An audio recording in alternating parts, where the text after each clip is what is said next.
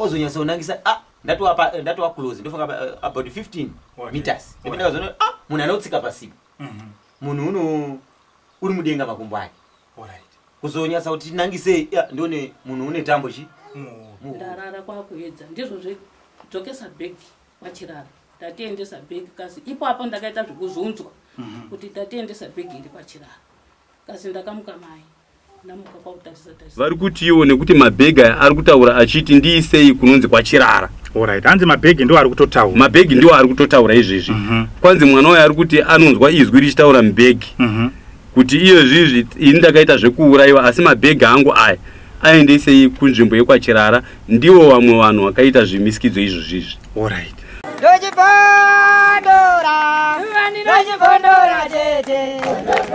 Teachcatch MTV inokupa nyaya dzakasiyana-siyana dzinoitika mumatunhu atigere neakatikomberedza, dzinotyisa, dzinofundutsa, dzinokatyamadza pamwe chete nedzinosetsa. Kuti musarasikirwe nenyaya idzi munoenda pa YouTube channel yedu Teachcatch MTV mondo subscribe ipapo, musakanganwe kulaika pamwe chete nekushare, musazokoshiwe kupfanya kabhatani ako ndokabheroka kuitira patinokanda chinopisa munoyeuchidzwa. Teachcatch MTV tinodzifamira.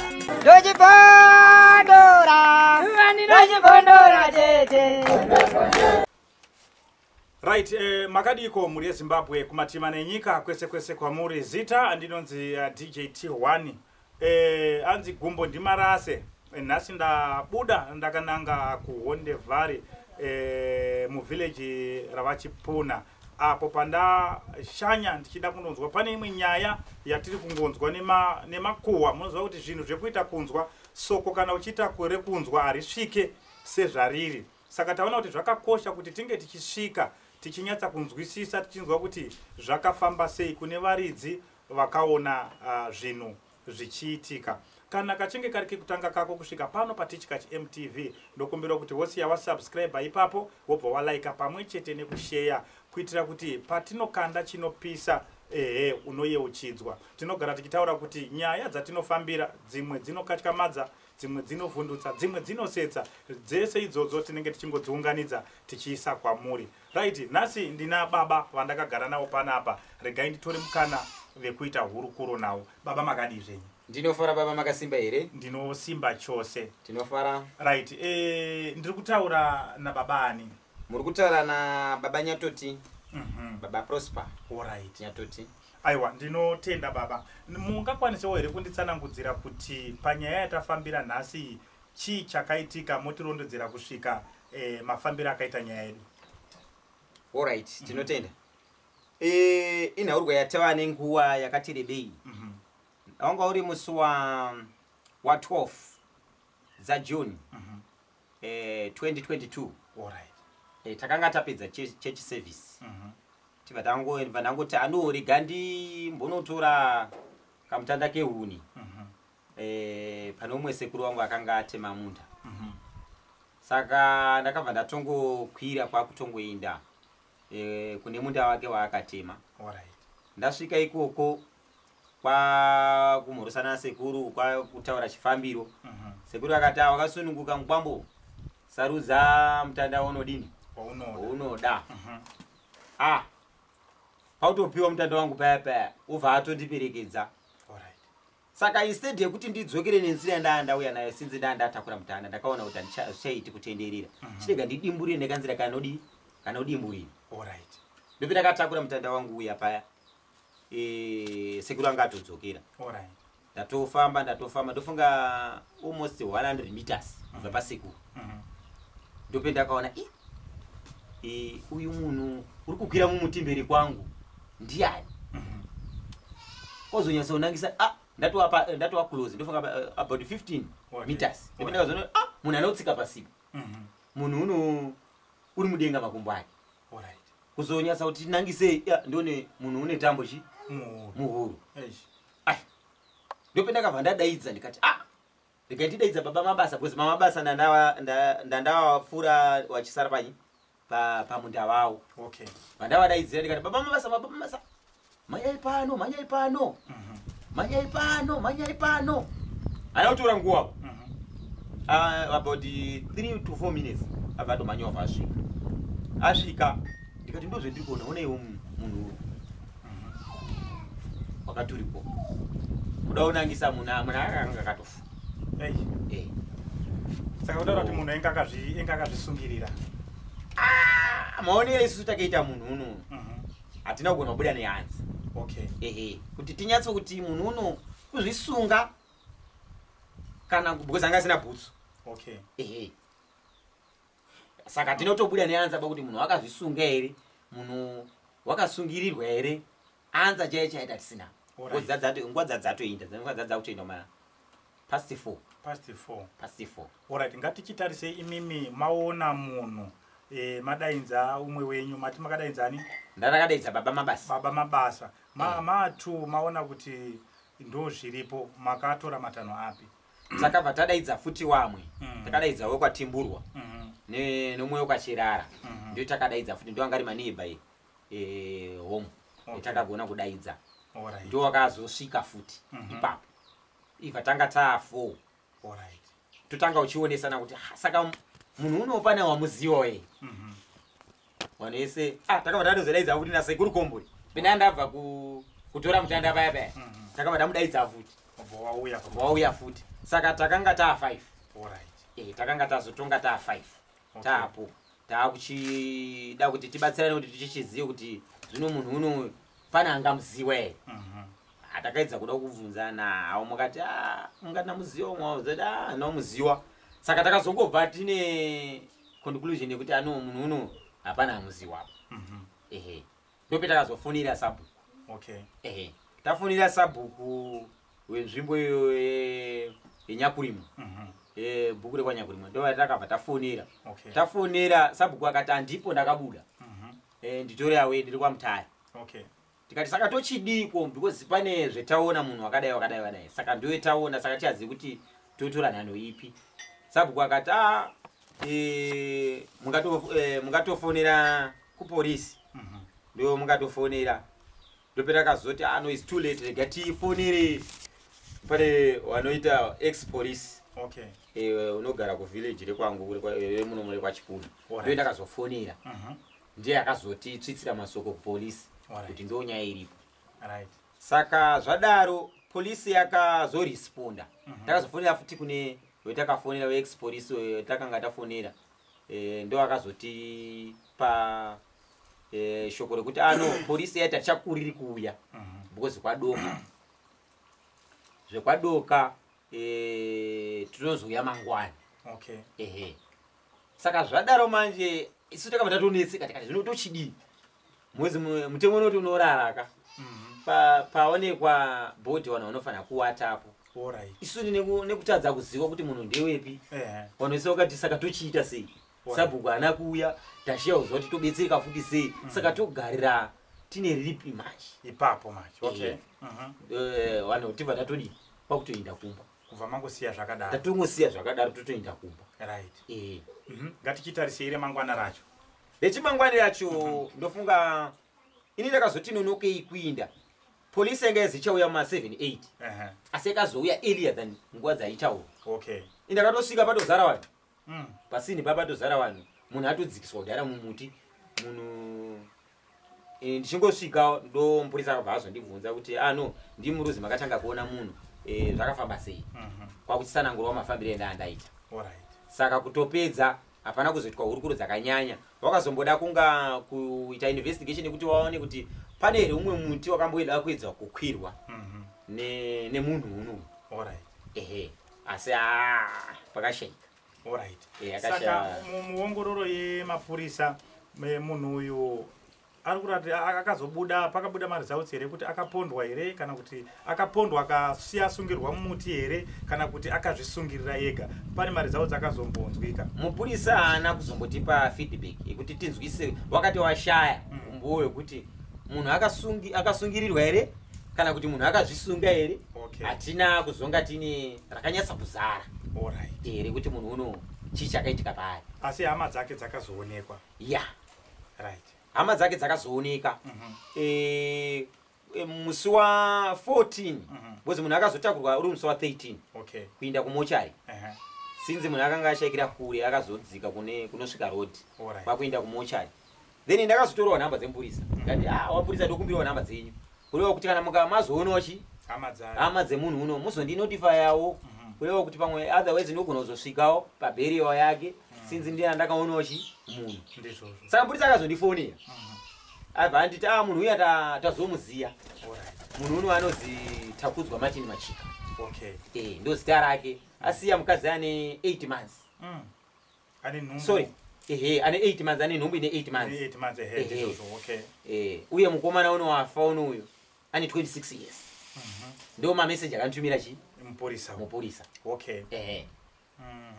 right saka munhu akazosvika pakuchengetwa imimi hamuna kuendako inini handinozonotifaiwa bamanje kuti ndizonzwisisa kuti zvino zvohama dzazomuona dzazofamba sei handina kuzoziva ndikazoshaya communication kuti ndizivewo kuti dzafamba so aiwa tinotenda right tabva zvese izvi zvaitika ndofunga pane makore matiti zvakaitika muna gore ripi zvakaitika 2022 hama dzacho dzakazodzoka futi dzakazodzokera kuya kuno kwamuri kwandiri kuno wachiti kudii vakazodzokera vakati vakandifonera kukazi muri kwere baba ndikati baba ndiripo kukazi taida kuti sangane nemi ndikati zvakanaka imimi kana maa padhuze mondifonera tosangana iwe wangati tosangana kwani kwasabhuku ndikati kana maa close mondifonera munofamba so direction mukasvika pamasere mobvunza kuti muda kuinda kwani kwachipuna asi mozoti mukayambuka bridge remupenga mondifonera then tosangana toenda tese kwasabhuku nyakurimwa vazotondifonera kwazi baba muripi ndikati ndiri pamba kukazi svikai tidini tionane kwakutosvika kwakutonoonana kwakubira tese kuenda pasabhuku nyakurimwa tabira tese kuenda kwasabhuku nyakurimwa sabhuku obva ati ngatiinde kwakaitikira problem saka takazotungamidzana kuindepi ikoko kwakaitikira dambudziko asi tichitungamidzana kudaro mukoma wemufi unoyo akazonga achivhunza kazi mufungenyi baba inini I'm worried pekuti munin'ina wangu unoyo wafa unoyo ndakazofonera munhu wakamuperekedza pane munhu wakamuperekedza pane munhu wakamuperekedza munin'ina wangu unoyo asi ndafonera munhu uno wakaperekedza munin'ina wangu iyoti ndakarekodha koo yake yega ndikupere munzwe koo yake yaiti manje mukomana uno waida kutsvaga kwekunobetserwa saka akazoperekedzwa kusvika pamusha wanga ari feiwa pane panobetserwa ndo pakanomusiya masanangurira akaita koo yacho saka ndinozonzwisisawo kuti from there chi chakazoiti isu kwakutosvika panzvimbo yakanga yakaitira problem nevanhu because vanhu vaida kutema chi muti chivanhu amene chavanotaura kuti munhu akanga azisungira mumuti wanofanira kutema muti wacho saka vanga wakatowanda hama dzacho dzaitosvika kuma7 kana singakanganisi kwakusvika ipapo wobva wati umwe wacho ndi akatora demo kwakutanga kutema muti wari pakutema muti saizvozvo wakatanga kupopota wakazi munotukirira muchitema chi muti iwewe une shuwa here iwewe Takudzwa kuya nzvimbo inosvipisa zita redu uchizvisungirira zvawakaita zvakashata mweya wako iwo unga urigere kudini kutera vamwe zvawakaita zvakashata ende wakauya kutisvipisa zita redu kunzvimbo inoyi wakazviitira chiko saka zvadaro saizvozvo wakabva wadini wanhingirikina pabva paita wakabudirwa ipapo muti uchitemwa usati wadonha chikachamadzo chakaitika pabva paita wakabudirwa abudirwa anga ari mukadzi abudirwa saizvozvo abva adaidza chi abva adaidza hama kwazi uyai pano hama dzacho dzadaidzwa kwabva dzaungana asi dzaungana saizvozvo hama dzino idzi vakabva tanga kuombera vabva vaomberana bobobobobobobo pane umwe mukadzi akadazonga kuti sarirei nomumusha macho uya panzvimbo atanga kugaya iwewe tiri kudaidzai wamwe wese kuti uyai uchikuite saka vazongokumbirirwa ruregero nawamwe vakanganiswa saka zvadaro akabva atsanangura nyaya yekuti warume itai zvamafambira chete panapa musatsvage zvakawanda asi ini ndakaona moto ndandakabatirwana ne1 asi ndakamboedza kurwisa asina ndakabatirwana ndakabatirwana ndakamboedza kurwisa asi hazvakazoshaya basa kusvika ndadi ndakundikana saka asi musasatsvage zvakawanda apa itai zvemafambira nzvimbo inoi mapedza kuita zvemafambira nzvimbo inoi ndichabudazve ndaakumba mukadzokera kumba ndichabuda futi ndo maitikire zvakaita ehe saka nyaya yacho yakaoma right ngatichitarise isisu mapedza izvozvo zvese izvi zvaitika saka kusvika pari nhasi pane here zviri kunetsa zviri kuitika kusvikira pari nhasi ndaida kudzokera pamashure zvishoma shoma kuti pane pakazomboya vanobatsira baba Mukosanjera kubhuku irori rire kwanyakurimwe mune munhu wakatsakatikawo nzvimbo yacho ini ndakazosumukawo semunhu anga akaona ndaningori wariti kuti munhu uya asi zvakazombofambawo sei ndakazongoti asinzi baba Mukosanjera vachiita zvokubatsira pane nyaya dzavanga vafambirawo matara vanga vafambira ndikati arigai ndibvunzewo pamberi pevanhu kuti no sinzi ndakaonawo munhu mubhuku rekwachi bhuku rino rekwanyakurimwa mwe muri kuitira matai handizivi kuti zvingagoneka here kuti munhu uyo ndakasoona ndine munhu ndakasoona mubhuku rekuno mukabudisa here pachena kuti nyaya ino ijekerewo wanhu kuti sinzi vanhu vakazonga vanhu nyaya ino isina kujeka wanhu mukabatsirawo here asi mhinduro ndakazopuhwa ipapo kwakazi no mubvunzo wako tauzwa asi zvaida hama dzemufi ndo dzinogona kusumudza dare rino oro else wakuru wedu ndiwo anogona kudii kusimudza nyaya iyo okay ehe aiwa tinotenda saka so pari zvino izvi tiri kunzwa makunga kuti pane here zvimwe zvakazomboitika mazuva apfuura aya pamusoro penyaya yemufi iya ishokwadi ya ndikati panogona kuita masondo maviri oro matatu 3 weeks kana kuti 2 weeks kana ndisingakanganisi ndakazofonerwa nasabhuku sabhuku nyakurimwa obva andifonera kukazi anonditi Mukwasha muriko here ndikati ndiriko kwasi Mukwasha muchiuyeuka here munhu uyo amakasoona gore riya wekunga akasungwa mumuti uya muchiuyeuka here ndikati sekuru ndichikuyeuka nemhaka yakuti ndakanga ndakaseva meseji yemupurisa aita nyaya ndikati meseji yemupurisa aita nyaya yacho ndakaiseva mufoni mangu saka regai ndidini nditarise meseji yake kuti mukomana iye aizai ndibva ndatarisa meseji yaiti mupurisa akanyorera achiti mukomana uye azooneka hama dzake anozi Takudzwa Martin Mashika asiya mukadzi ane 8 months ane nhumbu ine 8 months uyo murume ane 26 years saka ndava pamasoko abva kuti Mukwasha correct nezvetiri kuona kuno kuno kutaona chitupa chiri mubhegi chitupa chino chiri mubhegi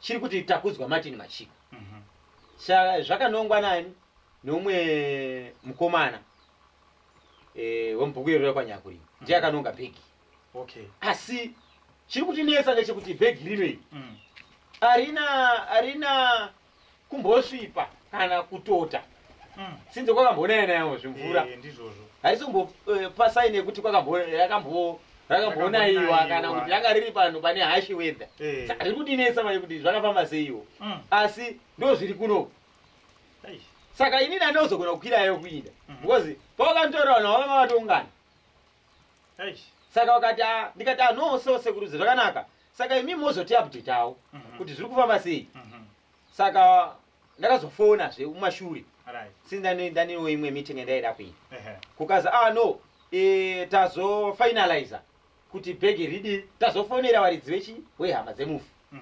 wekwamachika kuti wadi wauye wakolekte bhegi rehama yawo because bhegi maya muruze mamune bhutsu here zvimapusha here ngade passport here neID nehembe nechii chimwe chendasiya hachizivi zvazvingori mubhegi nefoni Okay. Right, nefoni ndo yanga irimo.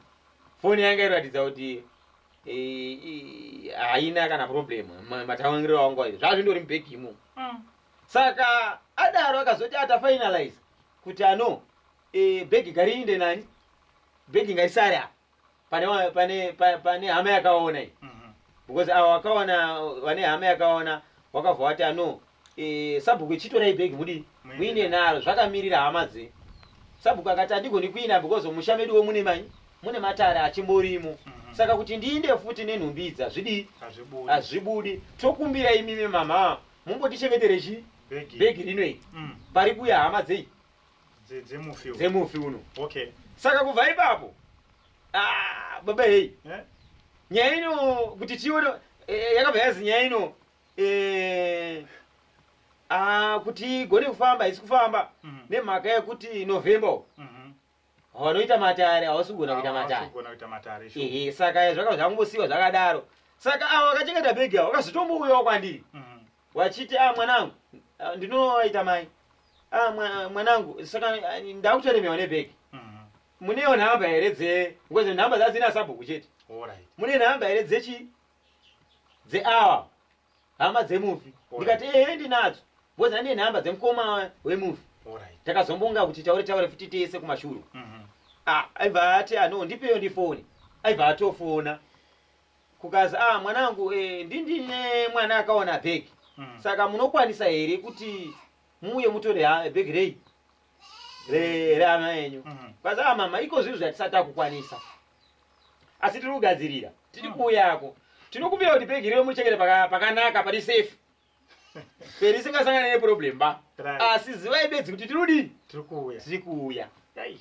Saka zvadaro hama yakazongodaira hawo kuti kumana basa semai waitowa wechikuru wekuti munongozivawo machemberi anonga angoremerwawo, saka ochidii.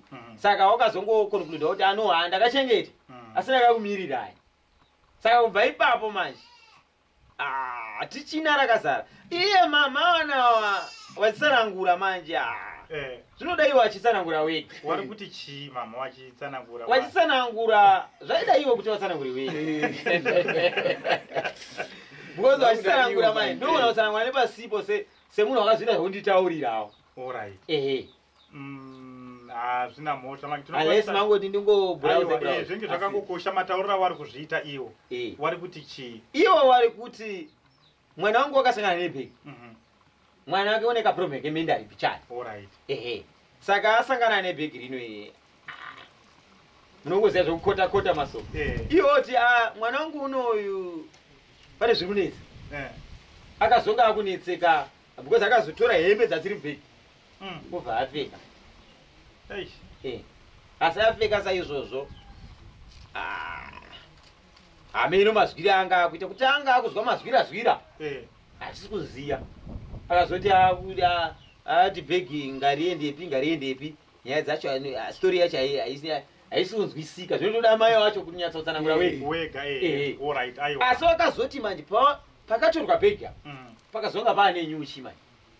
Pakatorwa bhegi pacho pakatorwa bhegi nemukoma yekunongo wakazodzokera kuda kupanangisa pane nyuchi. Saka tichanzwisisa kuti chichaichi. Saka rakazara chaichairo.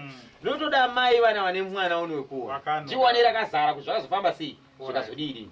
Saka mutsananguro wedu kutotaura kutoti bhegi wachitori naro. Bhegi wakatochengeta baba. Wane nguva yakareba sei wanaro? Wanaro wakachengeta zvingaita 3 weeks or 4 weeks. Zvatotokwanisa mwedzi kana kuti 3 weeks. Wakangorichengeta. Aiwa, zvina mhosva tinotenda. Saka imimi ipapapo ndo penyu pamakagumira. Inini ndo pangu pendakagumira. Zvekumberi handisi kuziva kutiwo zvakamira sei. Tatitorinewo desire kuti taitarisirawo kuti pamwe zvezvada izvi nyaya ino inofanira kujeka. Yojekera futi dunhu. Uyewo zvotijekerawo isusu because inini ndiri munhu wakaona. Kuonawo hakuna mhaka yekuti ndaonerei. Saka Wamuona kuti wakazoonerei une zvaanoziya saka zvinotondibata kuti nyaya iyi ifanira kujeka yojekera vanhu. Alright. Aiwa tinotenda nehurukuro yakanaka nekuti tsanangudzira kuti tizive kuti nyaya yedu iri kufamba sei nekuda kwekuti isisu munozwa kuti soko ndo zvazotituma kuti tidini tisvike kuno kusoko kana richinge rakufamba rinobikwa rinobva rasvika riri soko rakagadzirwa bozi isisu parakasvika mudziwe medu zvakatonzi pane bhegi riri kutotaura vamwe vaiti foni iri kutaura vamwe ngati bhegi iri kutaura vamwe ngati hembe dziri kutaura saka rakazara baba kusvika kuna amai vanavo. Baba Makadi ndiripo makasimba here baba? Tinofara yedu. Ini ndiri nani? Right, ndiri kutaura na baba ani? Baba Mabasa. Baba Mabasa. Baba Timothy Mabasa. Alright, ndinotenda baba ndafara kutaura nemi. So ndanzwa pahurukuro yataita panapa zvichinzi imimi ndimi umwe veumwe akatanga kudainzwa pamakaona munhu akazvisungirira kana kuti ari mumuti. Chokwadi. Right, pamakadainzwa imimi makaitawo sende zvipi zvamakakwanisa kunge muchiita? Ini pandakadainzwa manje ndi baba Nyatu. Sevanhu takanga tabva tese achungudza program kuti ari kuenda kotora chi mtanda. Ndakafunga kuti maybe murume wadi atsikirirwa nechi akuwara nedanda. Okay, ndabva ndati speed ndatozwa musoro tatobva tese pachechi tona matatese. Alright, ndobva ndamanya ndakamanya baba. Akumanya uchapupurisa kuti ndonunure chi mumu wangu ataita problem. Ndichisvika kudaiko ndadai chi zvikaza ndozvitori pano ndakudaidzirai ini shamwari zvakaoma zvinhu izvi. Tapedza pepe ndikati no ndindazopaidhiya kuti ngatidane kombori yawe pano. Ndobva tadaidza kombori kwangapa. Ndobva tati futi ngatichida kombori apo tava ngati ta3 kana ngatichidana futi vamwe padzasi apo vauye panapa tibatsirane chi nyaya iyi. Alright, ndobva azouya. Saka zvatakangeita ndozvororedzerwa zvizhinji zvacho navo.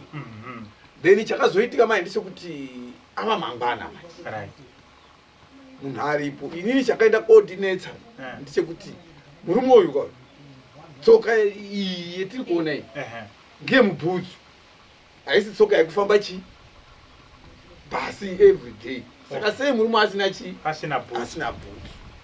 Ndakareza question iyo. Okay, vanhu vakatoungana takawanda zvikanzi shuwa uri kutaura iwe. Saka zvinanenge zvekuti zvinotadza kuti munhu anga aine chi ane bhutsu dzake asi apa asina bhutsu. Apa pane ken knife yakadi yakabayirwa pasi. Okay, ipapapo saka zvinoda kuti ken knife iyi munhu unge wekumasaidi kwaisenza kana zvakadaro. Saka ngatitsvake chi bhegi kana kuti bhutsu dzechi dzemunhu. Atakafamba kamusango imumu tendere kutsvaka bhegi atinodi asina titakaona. Kusvikira pepe muprista utoti ngatakure munhu tichete tiende naye. Shuwa takatakura kwakuya.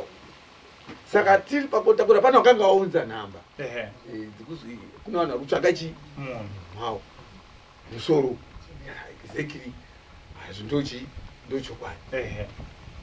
Nhamba dziya dzadzobva dzafonerwa dzobva dzadairwawo shuwa kumusoro kuyako.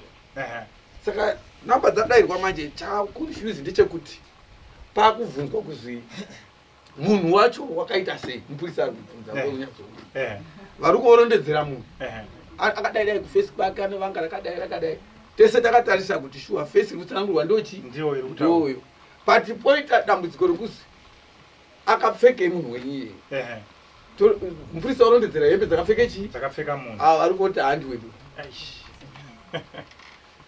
Saka imi moti handi wenyu sei taida kuti mudzike apa gomo muye muone chi munhu wacho tisati tasimudza.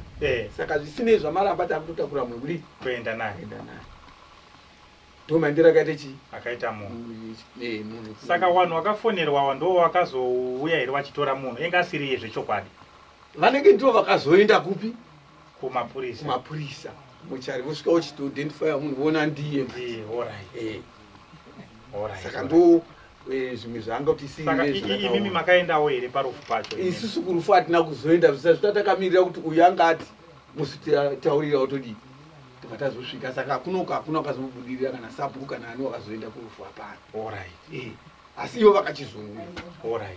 Aiwa, tinotenda baba. Saka chiregai tichindonzwe kuti bhegi iri rakazowanika sei uye zvakazofamba sei kuti bhegi ribude, nekuti bhegi racho imimi makatoitawo bishi-bishi rekuti tsvaga mukarishaya. Takatoritsvaga asi nhasi bhegi riya ndo rakunzi raoneko pane nyaya isi chaititsvakisa bhegi nechekuti taona bhutsu yakaita bhutsu yenyinyi ngomatii mukaivhura apa inooneka kuti bhutsu iyi ngechi tsoka inge mbutsu ndiye mbutsu yosiyana nedzedu dzomadhaka idzi unotoona kuti haii kufamba netsoka andisimbona manje saka takaita question iyoyo saka patakazozwa kuti munhu waitomboendawo joni direct hazvina kutinetsa aba takabva tati ashua because taona saini yekuti munhu but ipapo vanhu vaimboitawo kwiri kuti dai akazvisungaka akaparazhura chii muti wokudai muti wacho wanga ukaita muzhanji saka penge pasina kana pakuratidza kuti munhu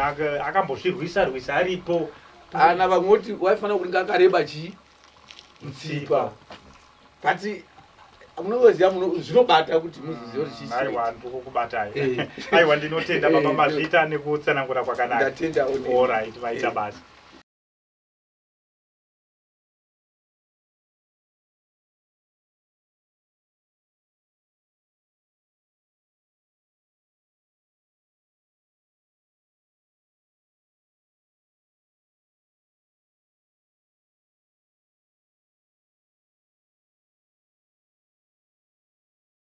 semataurirana mboita kuti no kune vanhu vane mibvunzo yakasiyana-siyana nekuda kwekuti shoko kana richifamba rinofambawo zvakasiyana vamwe vanoritora vachirirunga vamwe vachididi isiso hatiite shoko remakuhwa rekutaura zvinhu zvisipo tinotaura zvinhu zviri pagiraundi tichitaura nevanhu vacho so pane nhau yebhegi yatiri kuda kuti tinzwe kuna mama kuti bhegi iri zvakafamba sei rakazosvika sei mumaoko avo chirega nditore mukana wekuita hurukuro namama mama makadi zvenyu ndiripo mukadiwe ndinofara mama munonzi mai ani mimi ndinonzi mai Godfrey Timburo alright mama ndinotenda zvikuru so pane nhau yatiri kunzwa iri kungofamba ichingotaurwa nevanhu isisu tati regai tifambe pana mama tinyatse kundonzwa kuti chii chakambotora nzvimbo zvakambomira sei mama mungatitsanangudzirawo nyaya yebhegi kuti yakafamba sei ndingogona kutsanangurawo zvandakaona nezvakandiitira mwana ndizvozvo pamusoro ivana baba vepano nemwe watapiwe navo nemwe matiunganirawo changa chiri chitatu musi wa 11 kuti ndisisakanganise saka mwana ukauya makuseni akati mai ndakanonga bhegi ndanonga bhegi iri ndakaenda naro uko ari kugara kwachipuna mudondo panhapo dzimba dzake ndaenda nebhegi iri ndarara usiku ndakazwa kuzi enda nebhegi iri mukaende nebhegi iri kwachirara kazi ndikati kurota here ndabva ndapatika kwakuda tapidza raiti kazi kwauzunza bhegi ndakaona mune zvakakudamo ndotarisa kuona mune foni mune chitupa chirimo nembasha dzirimo nemasafety shoe ndatarisa ndakaona mune zviro zvekumukuru nemamwe makadhi anga arimo saka ndakauya ndikadzorera mubhegi ndibva ndadzorera vandarara ndarara kwakuedza ndizvo zvedzokesa bhegi kwachirara ndatiendesa bhegi kasi ipapo ndakaita zvekuzunzwa kuti ndatiendesa bhegi iri kwachirara kasi ndakamuka mai ndamuka kwakutarisa mumba zvino chii zvino bhegi izvo riri bhegi izvo musine chirimo zvino chii chiri kudaro kasi ndakasumuka kutse kwakaedza ndaenda kuburisa bhegi iri mumba vandariisa panze kwabva ndikaende kuna mama ndotaurirawo mama kuti mama ndakanonga bhegi pabani asi bhegi iri ndinozwa kuti endesa kwachirara saka maiyo ndakatora bhegi ndiriendese kwachirara handiuyi naro pano ndikati bhegi wakatorepi mwana akati maiyo ndakatitora pabani ini ndiri kuvhungidzira kuti zvikwane mazhanja aiva zvimwe mwana wakarinongepi kune mazhanja ukwaruswera pamwe pane wakasiya bhegi iroro akati kwete maiyo bhegi ndakatora kwachini pabani ndipo ndakatora riri kuti uzoone bhegi mwanangu waiita sei kazi ndakandiri kugadzira pombi ndiri kuti ndifomore pombi mvura yaoma ndiendese mapombi kumba ndakuenda Harare ndisiye mapombi ari mumba saka pendakada kuti ndidzike pagushu kuona ndiri kutotsika pane bhegi chaipo asi pasaiti pebhegi papa nenyuchi dzadziripo ndipo vandafundikira kwautora bhegi wandauya naro ndini wakaritorerei dai wakarekera riripo akati maiyo ndakandozwa kuti kai ndiritore bhegi iri ndiko kutora bhegi kwabva aenda naro kwarugara ndikozoti endesa bhegi ndini pano usauye naroba akati zveshuwa mai ndiri kutonanga ikoko zveshuwa mwana wakaenda nebhegi ikoyo aenda nebhegi ikoyo ndiko kusiya bhegi riri ikoyo asvika pano asiya bhegi wakati mama wanga wada kuramba nebhegi pachirara uko kwaainzi enda nebhegi ndiko akabva enda nebhegi aibva asvika pane wakati wanga waripo wairiwepo wainga waramba kuti bhegi harisari panoba hapane munhu wemurume kasi ndati bhegi riri kuzosara pano pane baba wepano bhegi ngera baba wepano ndipo ndazoendesa bhegi saka bhegi handisi kuzodzoka naro kana kuenda kuna mai naro ndikubva asiya bhegi riri pazvidhina kwabva uya kwauchindita kuti maenda siya bhegi pachirara apo ndiruzoendesa bhegi saka izvo muri kuti ndakanonga kumazhanji chiyambai munhu ndomupangidziri pendakatora bhegi riri zvecho ndakasimuka ndakapsveta masosi nandurugezi kwabva taenda tese nemwana wandibata ruoko svika yakati bhegi ndakatora riri ini nditarisewo ndione bhegi nekubvondomoka uko kwapakaita pane garingiro rariripo pamusoro pacho pane nyuchi ndikati wona nyuchi idzo ningorumwa handichavsvikiomba akati manyuchi hadzine basa ndati muone pendanonga bhegi riri zveshiwa ndakapaonawo ndadzokera kudaro ndiko kuchiti zvinondoita sei ndakataurira vamwe ndataurira vamwe kudaro wangoti torai matano muridzi webhegi iri ungoona ngezvebhegi iri taurirai sabhuku ndiye ungoziva nezvebhegi iri iwo wakabva wati kuma 7 o'clock ndakuenda korara ndiona wasvika iwo kwakasiyiwa bhegi wabva auya baba wepo newakadziwa iri wakati tauya nebhegi iri kuma 7:30 handa kutoenda korara ndikati bhegi romauya naro zvafamba sei wakati bhegi rauya nemwana wenyigoti ndiye wasiya bhegi iri saka ndati satirari naro saka tauya naro ndikati wauya naro nguwai wakati wauya naro kuma 10 saka tati atirai naro baika itendese bhegi ndini aiwa ini ndirurwadziwa makumbo dai mwatora bhegi iri nagoti wacho nemi muendesa kwasabhuku izvo murundisiyirawo bhegi ndirurwara kudari ndingoriita sei wakati aiwa ndimi mai wagoti wanonga bhegi saka sarai nebhegi ini ndikati zvakanaka ini handirambi ndichaonana nasabhuku wacho ndikubva wadzokera wasati wadzokera akati vhurai tione kuti mubhegi macho munei wakavhura bhegi iroro wakaona zvakabudamo zvirimo zvimatsamba zvimafuta zvake zvekuzora heti dzake zvipfeko zvimasafety shoe zvese zvirimo nembasha dzake mabhurukwa mairi hembe mbiri neheti dzake nefoni bhegi zvariri ndizvo riri ranga rutonga ruri kubva mumba harina pakamboshata kana kuti rakanaiwa hakuna ndikobva kwausara nebhegi rangu inei kumema kuseni tafonera sabhuku wakabva auya kuma 6 o'clock sabhuku wakatidaidzaiwa baba wepano ndicho ndakadaidzawo nabamba wangu webaba wana baba wepano newamwe wakatiunganidza wakauya pano pakazarisisa vanhu izvo wazwa nyaya yebhegi kuti nyaya yebhegi yanga iri kunetsa takandozwa maungaunga saka vanhu wakawandisa pano wakaonawo bhegi ndiko kuzochitora matano ekuti toita sei umwewo mukadzi wakati musanetsekeba iye wakaona musungwa uyu wakazvisungirira ndiye ungofanira wanga ane nhamba dzake dzefoni saka mutsvakei pafoni isina handine foni dzake dzakadhiritika ndiko uchibatsirwa kwabva taona nhamba dzake kwakumufonera haana kunetsa ungoti munhu uyu aingomuziva nhamba dzake idzi kwabva apa nhamba idzodzo sabhuku bva afona haana kunetsa bva adayira foni vati tine bhegi riri pano kwambuya timburwa bhegi riri rakanongwa ngemwana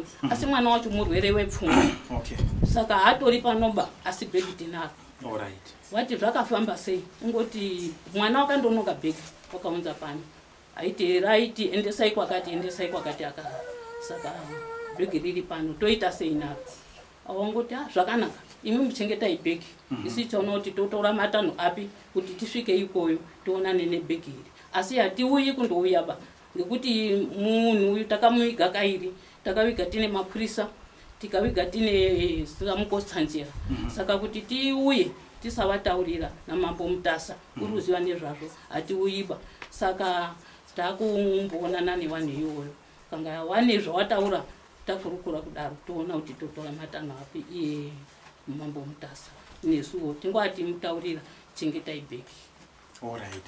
Saka muri kuti mimi mwana akanonga bhegi anorwara nepfungwa. Ngorwara nepfungwa. Alright. Saka iye painzwa bhegi ainzwa sound iri kana kuti bhegi ndo raita. Ndikarara mumba bhegi ritori pakona. Ndaingozi tora bhegi endesi kwachirara. Ndiita zveusiku wakaita usiku utatu aizi tora bhegi endesi kwachirara. Uku waitaura ari zvari asi paakasvika nebhegi rachoro ipo pachirara kwazi anga azotsaruka nekutaura baanga akanga wakagara kana izvo akasvika pano pamba akanga asokutaura ari imba. Saka imimi mama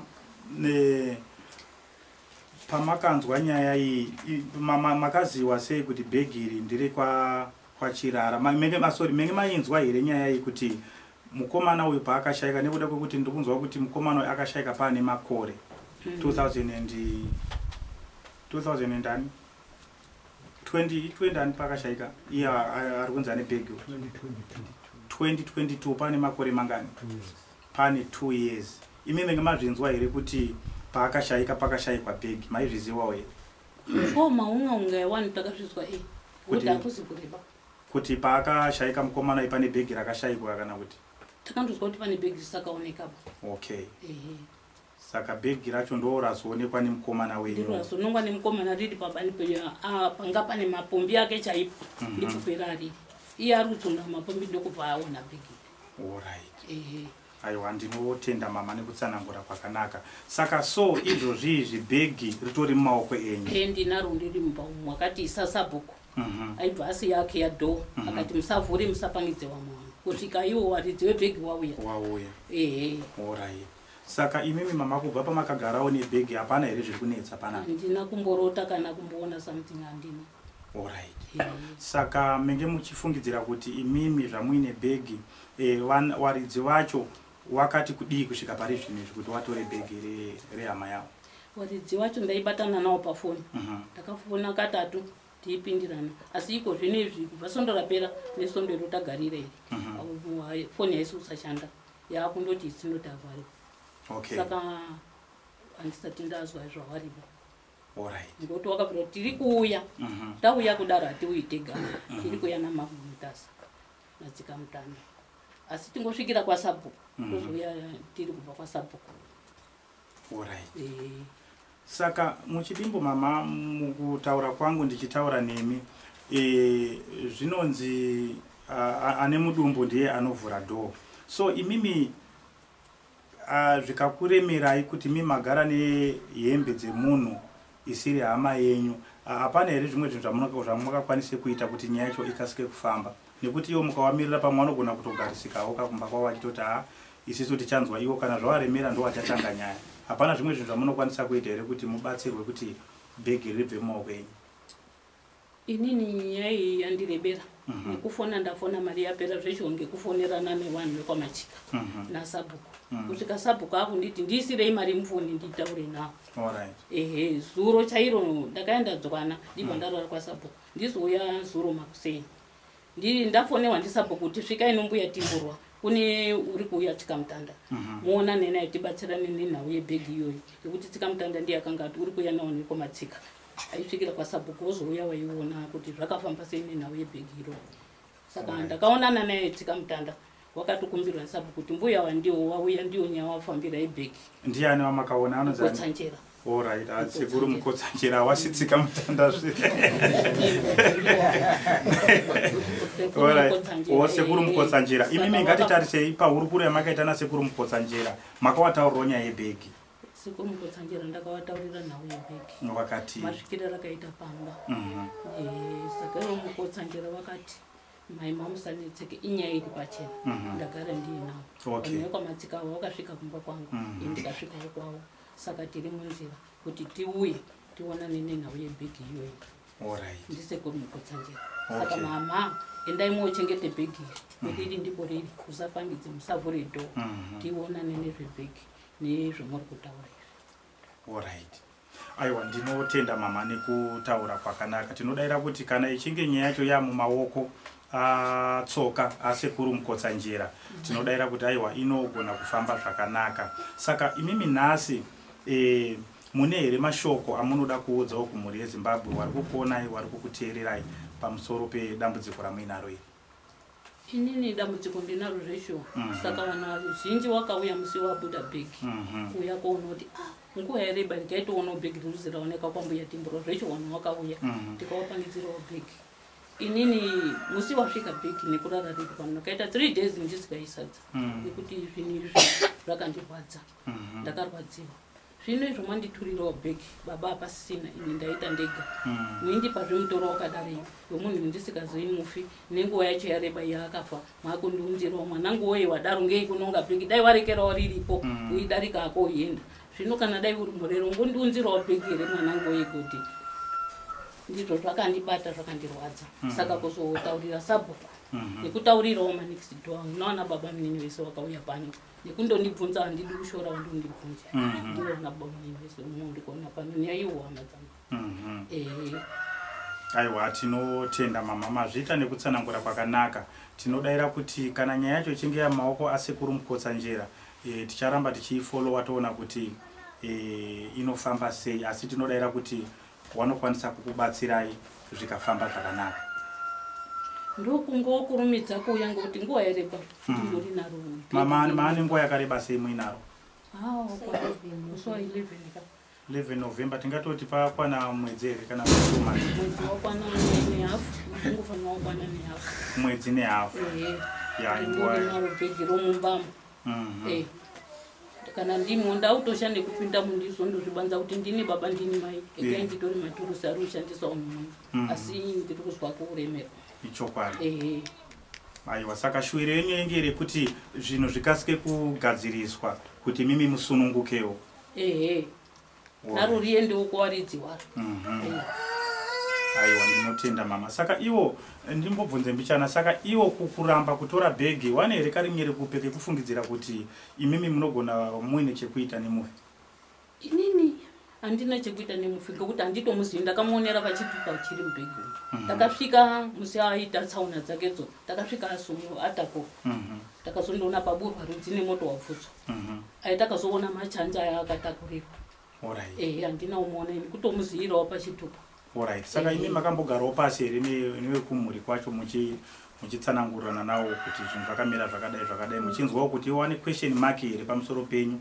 nekuwana kwamakaita bhegi tiri kubatana pafoni handisakazwawa nequestion mark vakandoti mama achengetai bhegi tiri kuuya nyaya yemumako amambumutasa kuti nditaure izvi ezvekuti munhu wakawigwa kairi taatine mapurisa naye mambumutasa saka vatiiti chedu tegaba tisazivisa mambumutasa kusvika tauya nawo totora bhegi renu toonesana kuti rariri papi uyezve rari kuchengetwa ndiani harina kunaiwa zvese zvirimo zvacho alright aiwa ndino right baba panhau yebhegi yatiri kutaura iyi munoizivawo here bhegi takandodaidzwawo kuti pane bhegi ranongwa vataya pano sabhuku anga apano kwautsanangura nasabhuku bhegi ngarivhurwe tione kuti mune bhegi macho amune matrouse mairi mashets mairi nesafety shoe nefoni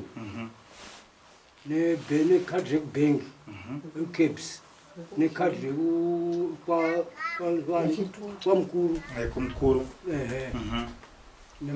netumafuta twaizorowo ndozvitakwana zvirimo neheti imwe yanga irimo asi mataurwa zvinozoitwa manje vamwe vanozotara ngedzimwe nzira dzisina ndizvozvo ngekutaura kuti vamwe vanoti bhegi rakanga rine mbasha dzakawanda saka isisi hatina kuona mine mbasha dzakawanda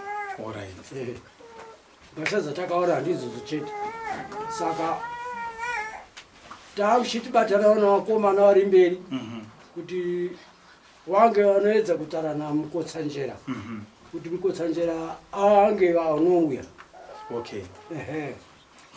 saka izvozvo mumwe mukomana watondifona ndiri kuya apa ereka watondifona ndiri kuya apa ndikati ndambodadzwera mhaiyo paumba apa ndikanzi okay endai munzwe mozotitaurirawo ndikati zvakanaka saka kubva parakavharirwa kusvikana nhasi vanhu vakandomira negumbo rimwe kumirira varidzi vebhegi naMukotsanjera namambo mutaura nzuri kuuya ndingati ndipo takagumira papapo aiwa tinotenda baba nekutsanangura kwakanaka. Saka mashoko api nhasi amuroda kuudza kumhuri yeZimbabwe iri kukuonai?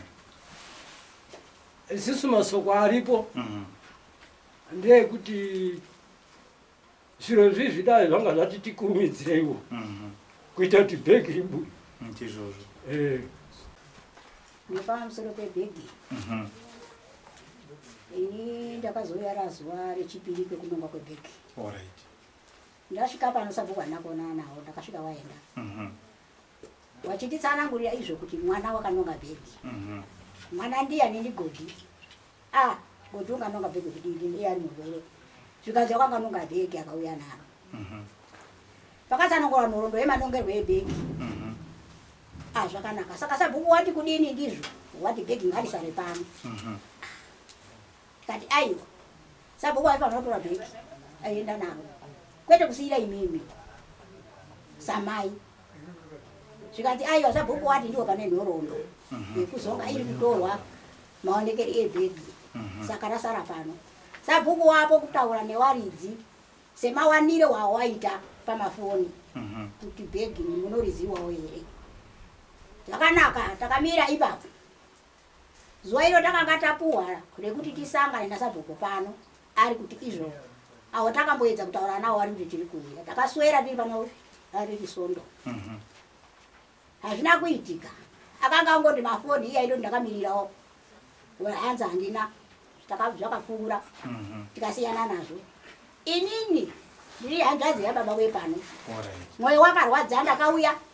Ndakadzoka ngekuti akatatuma baba wakagara apa hanzvadzi yangu. Wakati vakona pa hanzvadzi yangu. Takanga tati izvo wadabukoma hona nyaya iyi. Kurudi kana munhu uenda kuna Sabhuku. Sabhuku ofona kutaura nevanhu vavakaona. Imi muchizwawo nenzeve dzenyu. Muchitaura uni ndisu waridzi webhegi riri mumusha mwedu.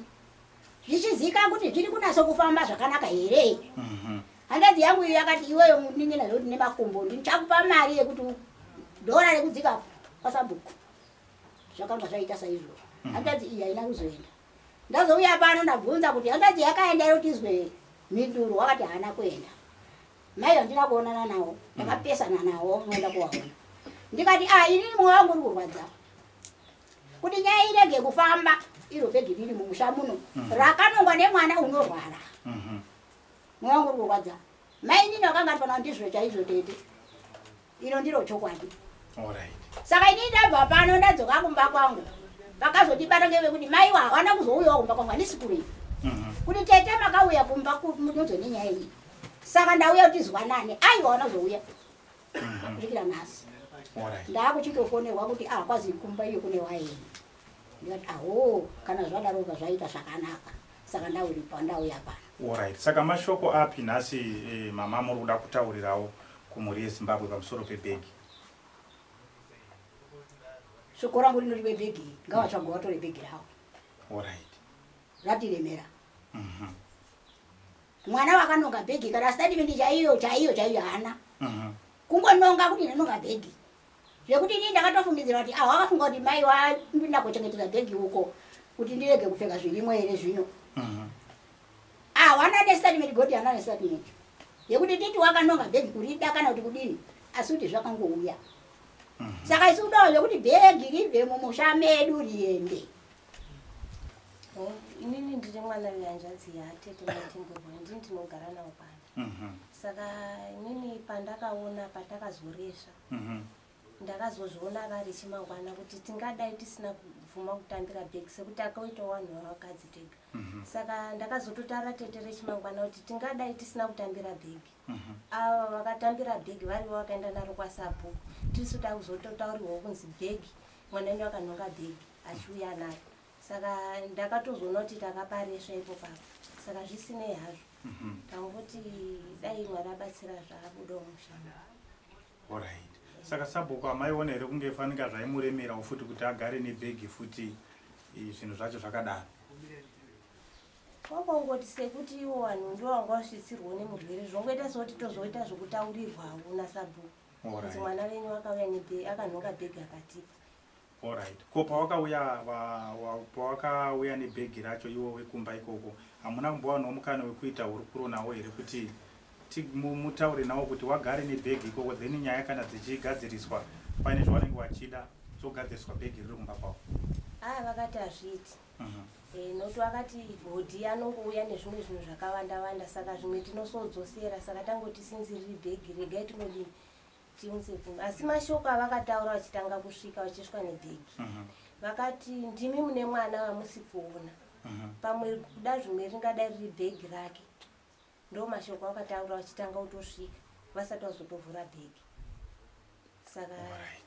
Saka iwo mubvunzo wangu uri pakuti iwo pakandosiwa bhegi hawana kumborivhura kuti waone kuti mukomana ari kuti hanzi ndauya nebhegi renyu waone kuti bhegi nderani. Wakavhura. Wakaona. Vakatovhura vakaona vachitoti kuna tete imi musatye kuti angave munhu akafira mugomo uyu. Tingati ndiye banoti foni irumu mune malaini ekusouth. Angamboiti munhu aienda kusouth basa musatye nyuba kuti munhu angave akafira mugomo. Munhuwo hake kuda zvimwe bhegi rinenge rino muridzi waro asi rive mugomo bavo. Alright. Mama makadini? Ndiri pangu makadini. Tiripo yedu. Imi ndimi munoitwa mai ani? Ndoitwa Menyatoti. Mudzimai wemurume wekuona bhegi wekuona munhu akafa. Alright. Mashoko api mama moda kuti taurira nasi? Irini mashoko aizobuda aitaurwa nevanhu kuti iye akaona aimbotsvagei. Zvakambofamba sei kuti aone munhu akafa. Iye akachena here munhu iyena uyu. Akadini akaona bhegi. Saka inini zvaitondibatsirawo kuti ticheneswewo pamba pangu kuti murume wangu kungoona chete. Nekuti murume wangu ndaingova naye kusvika ageza aende kuchechi. Tikataura nyaya yehuni akaenda kunotora huni akazongoita zvekuti ndazogaya kuti regai ndotore chii ndotore huni. Saka ndodai zvazvakurumidzawo kuti isusu ticheneswewo nemhuri yangu. Nekuti vamweni weukama unenge kuti ndofunga vanhu pane nyaya. Weukama vachati mwiriwo mvura ba. Saka dai zvadini zvakurumidza kuti zvibude pachena. Alright. Saka mukutaurwa mukufamba kwenyaya pangangowanika rinyere kupeke kuti iye wakaona wacho anogona kunge aine chekuita nemufiwo. Alright. Saka ndo pamuri kutaura kuti kana anyari chiremba akauya zvingatokubatsirewo nemi kuti imimi kumhuri kwenyu kucheneswewo. Alright. Ndo zvanani chingochema kuti dai zvadini zvakurumidzawo nagogo ava warege kudini kuremerwawo nekuti wakatoya kumba kwangu wachidini ndindakazotoanyaradza ndikati gogo imimi hamuna mhosva ba. Imimi chengetai bhegi makadini makanyarara. Wakati maita henyu muroora ndikati shuwa chengetai bhegi makadini makanyarara. Saka isusu tinongoto semhuri yeZimbabwe dai mati sunungurawo kuti tigarewo murusununguko nekuti vana vedu vanoita munyama munhu uchitaurwa chakashata unoita jambwa yauna chaunonyutsaba pamba pako. Ndo zvandingochema. Aiwa tinotenda mama mazvita neku tine vana vedu vanodourorwawo zvakanaka tichionawo kwasha ndo tinozosaidwa ipapo.